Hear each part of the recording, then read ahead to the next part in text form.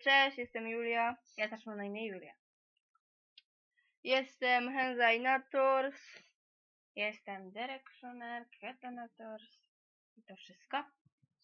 No i nagrywamy ten filmik, ponieważ jesteśmy dziećmi internetu. I nam się nudzi. No, Nie mamy co robić. I wiemy, że będzie masa, ale to masa hejtu. które uwielbiamy. Na przykład, jesteś brzydka, po co ty nagrywasz, jesteście głupie. No i w tym podobnie.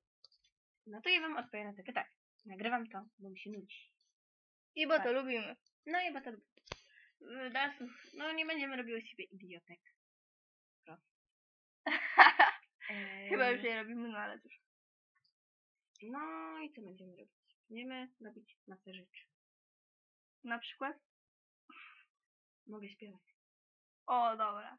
No i co? No i to chyba No będzie i- wszystko na tyle, czy nie? No to wszystko. No Zobaczymy się za jakiś czas w drugim odcinku. Ja postaram się dodać jak najszybciej. No, Pa, dobra. pa. Nara.